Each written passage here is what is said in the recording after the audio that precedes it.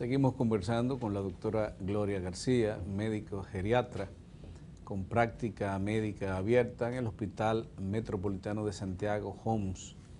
El cuidado, la atención del paciente anciano es el tema que agotamos en el día de hoy. Doctora, hemos agotado distintos tópicos de la asistencia al paciente anciano. Sería interesante saber si existe en nuestro país y en esta ciudad la asistencia a domicilio y si esa asistencia a domicilio existe a nivel público. Sí, existe a nivel público.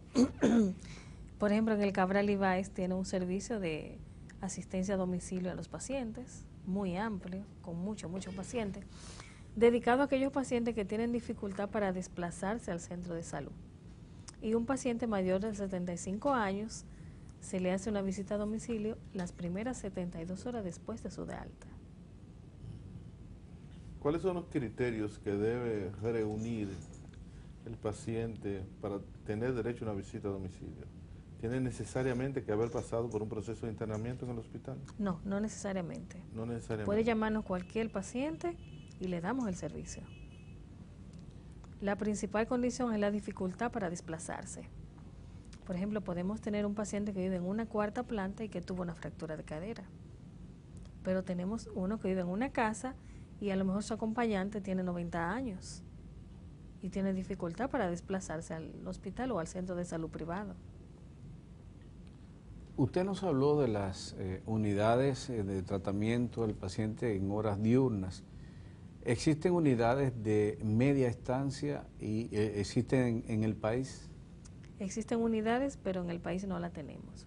Una unidad de media estancia es aquella donde el paciente no va a durar más de 3 meses, que ha tenido un evento médico importante, del hospital, de la clínica, se traslada a esa unidad de media estancia y no va a durar ahí más de 3 meses. Luego va a la casa o a un lugar de larga estancia, que sería el asilo.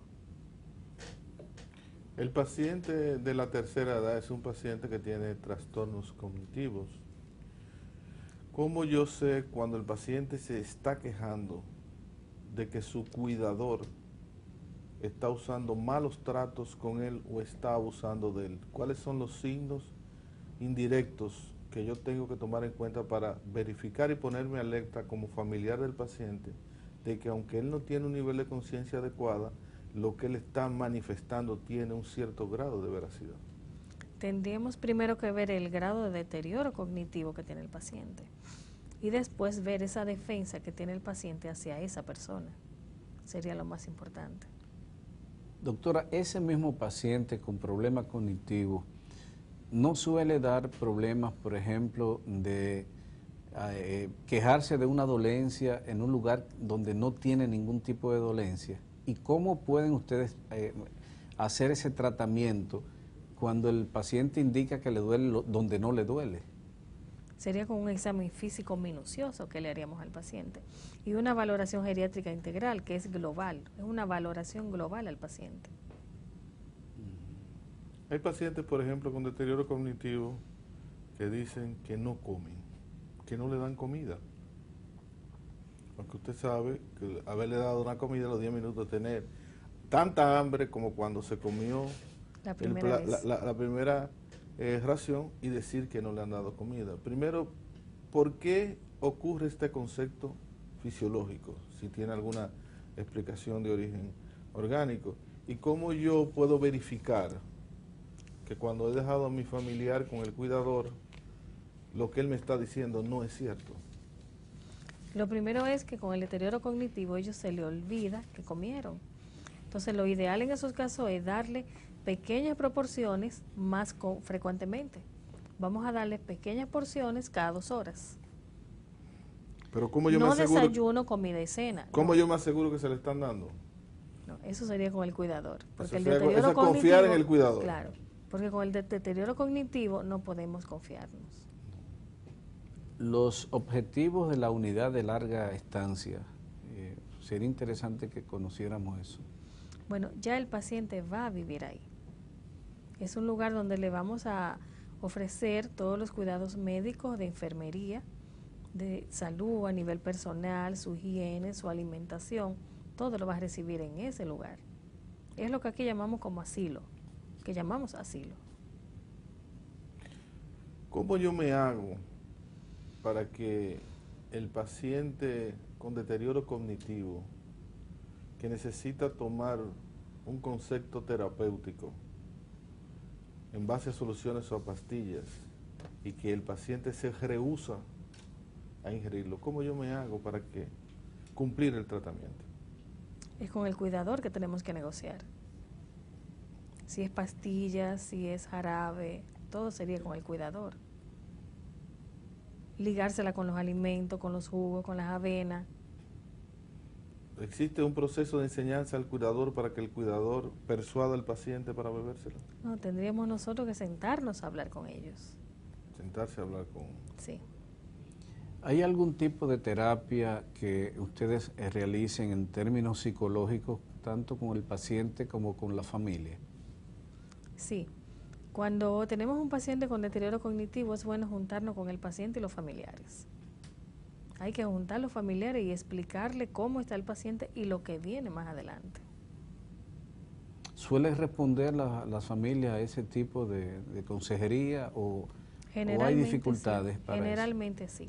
Depende mucho del nivel educativo que tengan, pero generalmente responden.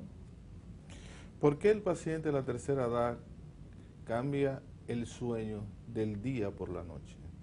Duerme de día y está despierto de noche. ¿Por qué?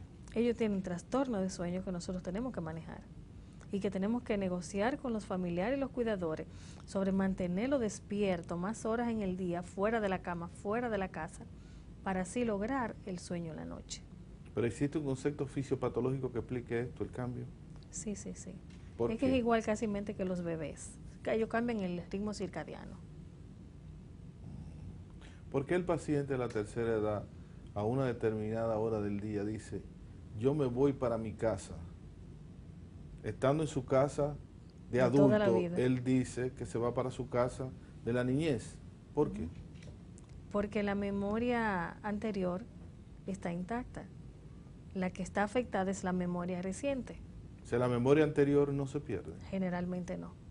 Generalmente no. Ellos recuerdan el nombre de su papá, de su mamá, dónde nacieron, todos esos datos. Pero qué desayunaron esta mañana no se acuerdan. Doctora, ¿ustedes tienen problemas con, digamos, la asunción por parte del paciente de que la muerte es un proceso normal? ¿Hay alguna consejería, algún tratamiento que le dan en torno a eso o no? Cuando el paciente tiene miedo a la muerte, dependiendo del estado mental que tenga el paciente. Porque hay algunos que ellos mismos buscan su ayuda, otros no. Depende mucho del daño, del deterioro cognitivo que tenga el paciente.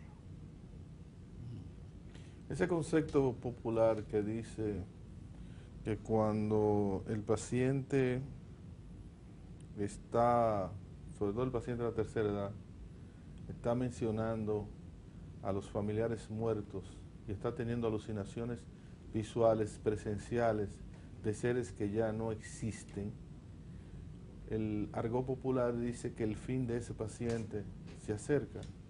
¿Existe algún basamento científico en ese sentido o eso es parte del argot popular? Parte del argot popular.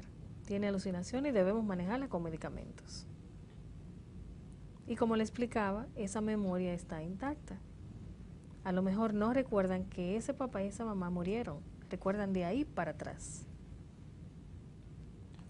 Esa fortaleza que el anciano saca, esa fuerza indomable, que hay que someterlo una o dos personas cuando tiene una voluntad expresa de hacer algo, ¿de dónde saca esa fortaleza física? A todos nos ha pasado. ¿De dónde que la saca? No sabemos de dónde la sacan. No sabemos de dónde la saca. Solo se sabe que existe, que la sacan la que fuerza. no se sabe de dónde sale. En cada hogar ha habido alguien con ese ataque de fortaleza. Incluso hay familiares que llevan al paciente al médico porque le dio una galleta. o porque le dio un trompón. Entonces ahí van a buscar atención. Entonces, él está muy agresivo, Es muy doctora. frecuente eso. Sí. Es muy Él está frecuente. muy agresivo, doctora, él no era así. No era así. Entonces buscan la atención médica. Y pacientes terminales requieren la atención del geriatra o un médico específico para atender las dolencias. No, el geriatra está capacitado también para paciente terminal, cuidados paliativos, enfermedades crónicas. El paciente encamado, porque tiene una enfermedad invalidante que le impide la deambulación. ¿Cuáles son los cuidados que el cuidador o el familiar deben tener para evitar que la cama le genere complicaciones? Hay que orientar al cuidador a comprar un colchón antiescara y a pesar de todo la higiene, que no haya humedad, que lo lateralice cada 2 horas, que lo pare de la cama, le compre una silla, un sillón, una mecedora, lo saque de la habitación, lo lleve a la sala, lo integre con la familia, lo saque a coger sol, porque si no tendremos escaras. La movilización impide la formación de las De escaras. escaras, sí. El concepto nutricional no es una cosa que afecta directamente o no la aparición de las escaras. Van de la mano, Van de la mano. van de la mano. O sea, para yo tener menos escaras debo tener un consumo buen más alto de proteínas. Exacto. Pero también debemos pararlo de la cama. Para lo de la cama. Incluso hay unos colchones ahora que se inflan y cuando se infla una parte, la otra baja. Entonces van alternando los puntos de apoyo para ya esos pacientes que no hay forma de sacarlo de la cama. ¿Qué recomendación tendría cualquier familia que tenga un paciente ya pasado los 60 que se niegue a ir al geriatra? ¿Qué Una podemos visita a hacer? domicilio. Una visita donde él no nos ve a nosotros como el médico, sino como un amigo de la casa. ¿Y son posibles? A veces sí, sí. O sea, existe el servicio, el geriatra está en la actitud para desempeñar esa actividad. Bueno, hay unos geriatras más que otros que les gusta la visita a domicilio. A otros nos gusta más la parte clínica. Pero en el concepto de formación, esa es Está una parte que ustedes están importantísima. inducidas a hacer Sí. por la complejidad del paciente. Y sobre todo si ya el paciente ha pasado por nuestras manos. Uno se siente con ese compromiso de ir a verlo a la casa cuando nos llaman. El paciente que se niega a comer, porque parte de su deterioro cognitivo le ha hecho una negación al proceso alimentario. ¿Qué yo debo hacer? ¿Sonda nasogástrica o gastroctomía? Dependiendo del pronóstico de vida que esperemos. Si tenemos una expectativa de vida corta, podemos poner una sonda nasogástrica, pero si es larga, sugerimos la gastrostomía. Hay que se- pacientes que han vivido muchos años con gastroctomía. Y tiene la ventaja que se cambia una vez al año con la buena higiene y manejo que tenga la persona que alimenta al anciano. Bien, vamos a agradecer a la doctora Gloria García, médico geriatra con práctica médica abierta en el Hospital Metropolitano de Santiago, HOMS. La doctora tiene su práctica abierta ya y sencillamente recibe a todos y a cada uno de los que quieran la asistencia de sus servicios profesionales. Doctora, gracias por acompañarnos, por habernos dado todas estas informaciones que hoy hemos recibido. A ustedes también las gracias, la invitación para que la próxima semana estén de vuelta con nosotros. Este programa usted puede verlo no solamente en los horarios que es pasado en CDN2, sábado a las 6 de la tarde, domingo 11 de la noche. También puede tener acceso en nuestra página de la web, diariodetres.com, el 3 en número, diariodetres.com, y usted puede ver esta entrevista con la doctora García. Gracias y hasta la próxima.